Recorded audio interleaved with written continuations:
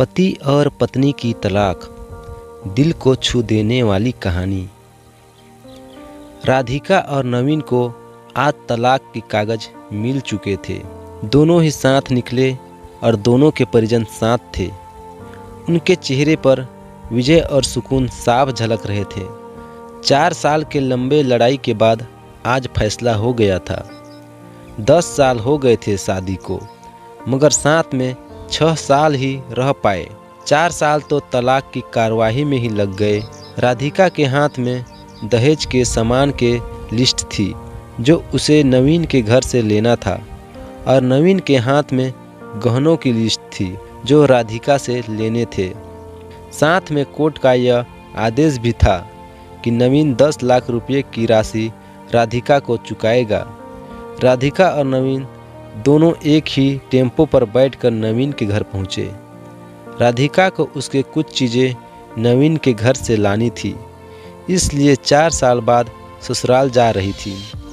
आखिरकार बस उसके बाद कभी नहीं आना था। उधर सभी परिजन अपने अपने घर जा चुके थे। बस तीनों रह गए थे, नवीन, राधिका और राधिका की माँ। नवीन घर में अकेले ही रहता था। उसके माँ बाप और भाई गांव में रहते हैं। राधिका और नवीन का एक बेटा भी था जो अभी 7 साल का था। कोर्ट के फैसले के अनुसार बड़ा होने तक वह राधिका के पास रहेगा और नवीन महीने में एक बार उससे मिल सकता है। घर में प्रवेश करते ही पुरानी यादें ताज़ा हो गई। कितनी मेहनत से सजाया था इसको राधिका ने। एक एक चीज़ में उसकी जान बसी थी। सब कुछ उसके आंखों के सामने बना था। सपनों का घर था उसका। कितने शिद्दत से नवीन ने उसके सपनों को पूरा किया था। नवीन थका हारा सा सोफे पर बैठ गया और बोला, ले लो जो कुछ भी चाहिए, मैं तुम्हें नहीं रोकूंगा। राधिका ने अब गौर से नवीन को देखा। 4 साल में कितना बदल गया है। बालों में सफ़ेदी झलकने लगी है। शरीर पहले से आधा रह गया है।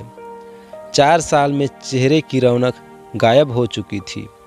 वह एक कमरे में गया जहां उसके दहेज का अधिकतर सामान पड़ा हुआ था।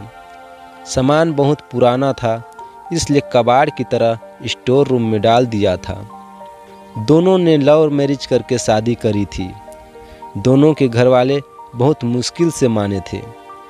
एक बार नवीन पीकर बहक गया था और राधिका पर हाथ उठा बैठा था। राधिका उस वक्त गुस्से से मायके चली गई थी। न राधिका लौटी, न नवीन उसे लेने गया। इधर नवीन के भाई भाभी और राधिका की माँ इस झगड़े को कोर्ट तक ले गए और दोनों का बस तलाक हो गया। राधिका की माँ बोली, कहाँ है तेरा सामान? इधर तो नहीं दिखता। बेच तो नहीं दिया इस शराबी ने? राधिका बोली, चुप रहो माँ। राधिका को न जाने नवीन को उसके मुंह पर शराबी कहना अच्छा नहीं लगा। फिर स्टोर रूम में पड़े सामानों को लिया। राधिका ने सिर्फ अपना सामान ही लिया। नवीन के सामान को उसने छुआ तक नहीं।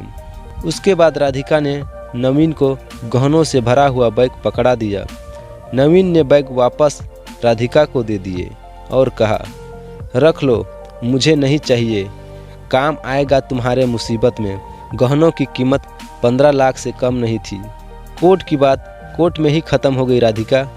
वहाँ तो मुझे भी दुनिया का सबसे बुरा जानवर और शराबी साबित किया गया है। यह सब सुनकर राधिका की माँ ने कहा, नहीं चाहिए हमें यह गहने, और वह 10 लाख भी नहीं चाहिए जो कोर्ट ने देने को कहा है। नवीन सोफे से खड़ा हो गया। राधिका ने अपना मुंह फेर लिया। नवीन बोला, इतनी बड़ी जिंदगी पड़ी है, कैसी काटेगी? ले जाओ, तुम्हारे काम आएगा। इतना कहकर नवीन ने भी मुंह फेर लिया और दूसरे कमरे में चला गया। राधिका भी नवीन के पीछे उसके कमरे में चली गई। वह रो रहा था अजीब सा मुंह बनाकर। राधिका ने पहले उसे कभी रोते हुए नहीं देखा था। आज पहली बार उसने उसे रोते हुए देखा। उसे रोते देख राधिका को बहुत बुरा लगा। फिर नवीन ने उससे कहा, इतनी फिक्र थी तो क्यों दिया तलाक? राधिका बोली, मैंने अकेले नहीं, तुमने भी दिया तलाक। दस्तखत तो तुमने भी किए, माफ़ी भी तो मांग सकते थे। नवीन ने कहा, मौका कब दिया तुम्हारे घर वालों ने, जब भी फ़ोन किया काट दिया। राधिका बोली। घर भी आ सकते थे, नवीन बोला। हिम्मत नहीं थी। उसी वक्त वहाँ राधिका की माँ आ गई। वह राधिका का हाथ पकड़कर उसे बाहर ले गई। माँ बेटी वहाँ बाहर खड़ी गाड़ी का इंतज़ार करने लगी। राधिका के भीतर कुछ टूट रहा था। दिल बैठे से जा रहा था। वह सुन से पड़ती जा रही थी। राधिका को नवीन के साथ बिताए हुए पुराने दिन याद आने लगे थे। तभी उसकी नज़र सामने एक तुलसी के सूखे पौधे पर पड़ी। कितनी शिद्दत से देखभाल किया करती थी। वह नहीं थी तो शायद तुलसी के पौधे पर पानी भी नहीं पड़ा। उसकी घबराहट और बढ़ी और वह घर के भीतर चली गई। उसके माँ ने उसे पीछे से पुकारा, मगर उसने उसे अनसुना कर दिया। नवीन बेड पर उल्टे मुंह पड़ा था।